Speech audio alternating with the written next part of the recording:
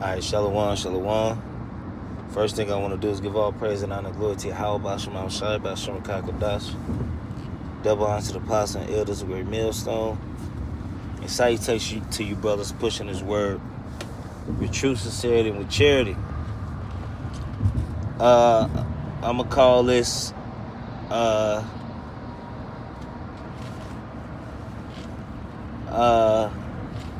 You Care Too Much, or Learn Not to Care So Much. All right.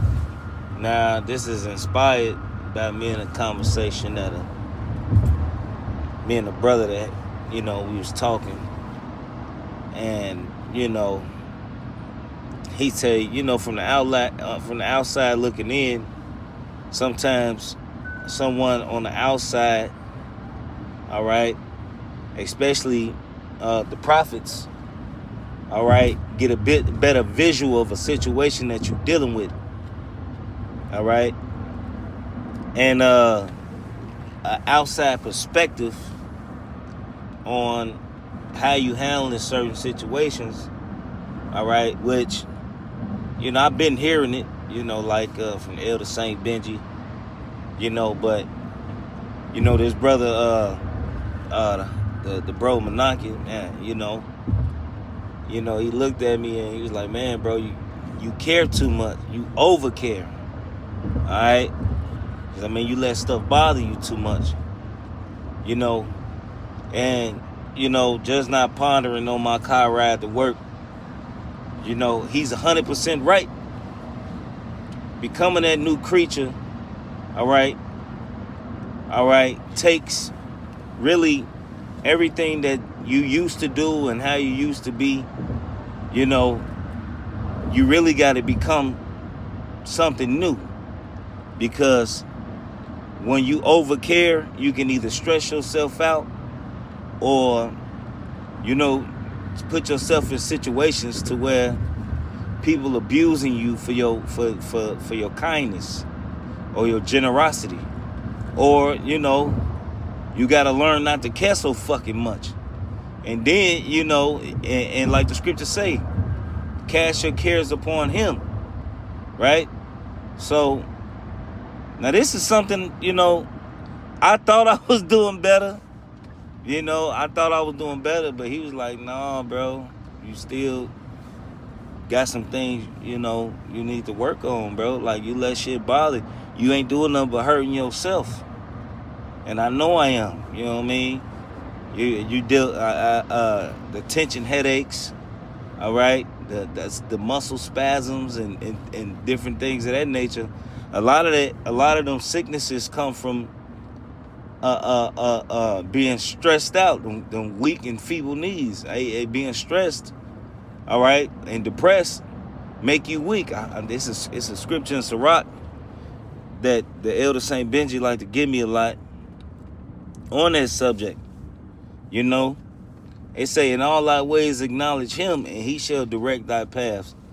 Hey, look, it's best to, like the church, like we was talking about. I said, man, let go and let God. He like, yeah, the church folks do say that, don't they? I said, yeah, but the scripture said first. And he was like, Con, you know what I'm saying?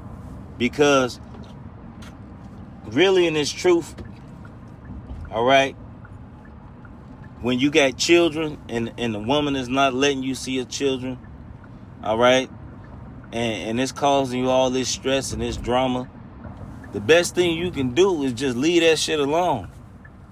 All right? Leave it alone. All right? Let it go. If she don't want to let you be a father, hey, look, whatever, fuck it. Fuck them kids. All right? You're going to have new kids in the kingdom. All right? Hey, what the scriptures say? They who have forsaken houses, lands, all right, for my name's sake, all right, children, mothers, wives, for Yahweh Shema Shai's name's sake, shall receive 100-fold. All right, 100-fold. That means we gonna have more kids in the kingdom. All right, which is here on earth. All right, when the Lord all right, dispense those new bodies, man, and Yahweh Shai kingdom is established on earth. We gonna get more wives. All right. We gonna get a peace. All right. You know, you have peace in your mind. We gonna have a mind that'll never go off, or wicked thoughts will never enter it. All right. We won't have to deal with that shit no more. But right now, all right, we gotta go through the process. You know, we gotta go through the process. You know, so with that being is changing. You know, like right now, you know, I get these headaches that go across the band of my head, and now, you know, I've becoming, I've became accustomed to having them. All right, but you shouldn't stress. All right, don't get me wrong. You have your daily shit. All right, but you should never get accustomed. All right, to self affliction. All right, harming yourself. That shouldn't be a custom thing. All right, you got to get used to, you know, because some things we dealing with, you know, it's self-inflicted. You taking the blade on yourself.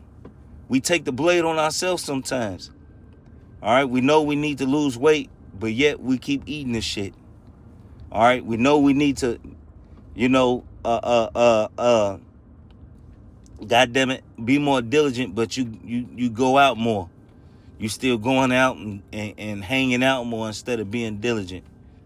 All right. You know you need to do certain things and be more responsible and things like that. But you play the game more. You sitting around more. You ain't time management. You know. So then when your how about Shemau Shai he pull out that belt on our ass. All right, which it don't feel good, but that ass whooping, all right, is necessary because, all right, when we had the opportunity to take care of it and get it in check and get it in order, all right, we don't take the time sometimes to take care of it. That's why the scriptures say putting that off from day to day, all right. A day passed. I'm going to do it tomorrow. I'm going to do it tomorrow. I'm going to do this sit down tomorrow. I'm going to do this sit down tomorrow. And next thing you know, a whole month then went past and you ain't did a sit down because you putting it off. All right? You're not making a necessary thing that you need to accomplish. Putting it off. Every day you putting it off. All right? You know? But don't get me wrong. I do it. But that's a bad habit that while we got time, hey, look, how about Shemau Shai jack you up for it? All right? You thinking your life not going smooth, your life, you know, shit, you know, like the scriptures say, when the ways of a man please the Lord, he even make his enemies be at peace with him. By stagnating and being lazy and putting it off, all right, your enemies, like you'll have problems at work. You have more problems with your woman. You have problems out of your kids. All right. Everywhere you look around, it's just frustration. That's the Lord trying to spiritually tell you, like, nigga, you need to correct this shit. All right. But some brothers, some niggas, I'm gonna call them niggas because they get put out. All right. For not being diligent and not taking heed. All right. When Yahweh Shemau Shai is sending those messages. All right, because you so in your flesh, you can't see, all right, when Yahweh Shemau Shai is trying to tell you something. I like the scriptures say, the Most High speak of once, yea, twice, but man perceiveth not. All right? Hey, look, I had a dream last night that scared the fuck out of me, right? I was sitting down talking to a woman in a dream, all right? And I had that woe is me, and I was really complaining. It's like I was really talking to her. I was like, we ain't got no place, we ain't got no home, we ain't got this, we ain't got that.